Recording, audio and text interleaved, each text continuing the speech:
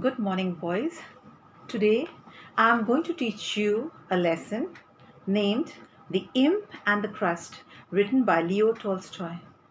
Leo Tolstoy was a Russian novelist and he has written a number of good stories with morals. Some of his stories are War and Peace, God Sees the Truth but Waits, The Three Hermits. Most of his stories, he uses it as a tool of psychological reform. So there is beauty in his story and there is moral. So as children, when you read his story, you learn a lot. This is a story about a peasant who is a very good man. He is not rich, he is a poor peasant, but he has enough. And so he is quite satisfied. He does not complain. He is not jealous of others. He cares about other human beings. He doesn't curse. And he is happy with what he has. Happy with the basic needs he has. And he is very hardworking and very sincere. So the imp, that is a small devil, he has been given a task by the big devil, the devil, to make this peasant sin. And in this story, we are going to see how this imp makes this good man a sinner. So I'm going to read through the story. I had asked you to read through the story and go through the meanings. Now I'm going to read the story and explain it to you. A poor peasant set out early one morning to plough, taking with him for his breakfast a crust of bread. He got his plough ready, wrapped the bread in his coat, put it under a bush, and set to work. After a while, when his horse was tired and he was hungry, the peasant fixed the plough, let the horse loose to graze, and went to get his coat and his breakfast. He lifted his coat, but the bread was gone. He looked and looked, turned the coat over, shook it out, but the bread was gone. The peasant could not make this at all. That's strange, thought he. I saw no one, but all the same, someone has been here and has taken the bread. So this peasant came to work to plough his field. He had a horse with him, and he only had a crust of bread, which he wrapped in his coat and he kept it away so that when he is hungry, he would eat it. After his work, he wanted to eat the bread and he was very tired. He went looking for the bread. It was nowhere. It was strange because there was no one around.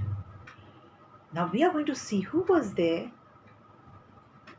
who stole the bread. It was an imp who had stolen the bread while the peasant was ploughing. And at the moment, he was behind the bush, waiting to hear the peasant swear and call on the devil. The peasant was sorry to lose his breakfast. It can't be helped, he said. After all, I shan't die of hunger. No doubt, whoever took the bread needed it. May it do him good.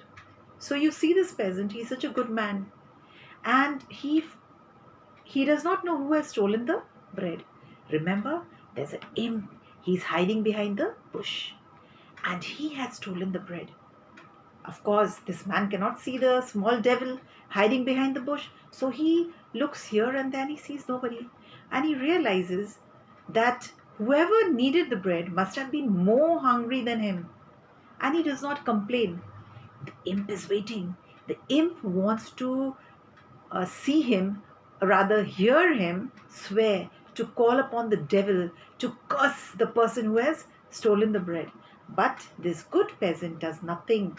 In fact, he blesses the man who has stolen the bread. He realizes that this man must be more hungry.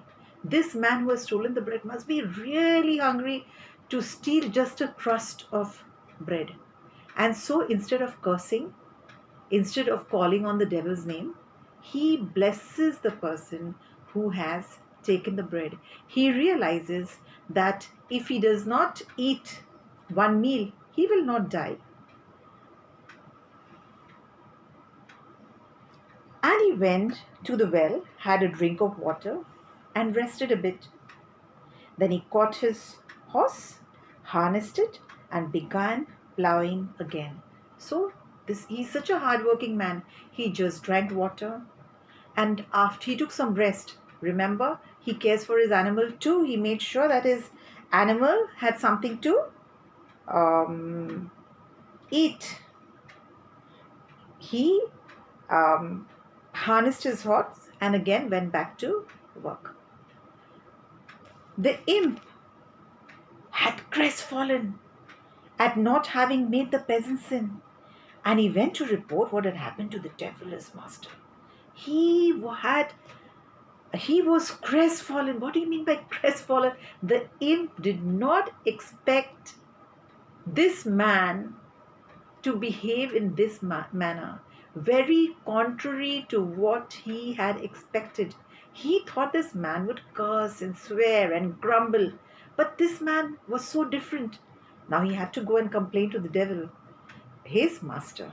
So he was crestfallen. He was absolutely sad and depressed and dejected. So he went and told the devil what had happened. He came to the devil and told how he had taken the peasant's bread and how the peasant, instead of cursing, had said, "May it do him good." The devil was angry and replied, "If the man got the better of you, it was your own fault. You don't understand your business. If the peasants and their wives after them take to that sort of thing, it will be all up with us. The matter can't be left like that. Go back at once," said he, "and put things right. If in 3 years you don't get the better of the peasant, I'll have you ducked in holy water." So the devil is very angry, his master. He has sent him for some work, and the imp has failed miserably. So he gives him a warning. He says that if the peasant and their wives after them take to that sort of thing. What do you mean by that sort of thing? That sort of thing means goodness, kindness, all the qualities which belong to good people, to God, godlike qualities. If they have these qualities, then what will happen to the devil's kingdom? The devil's kingdom will be destroyed.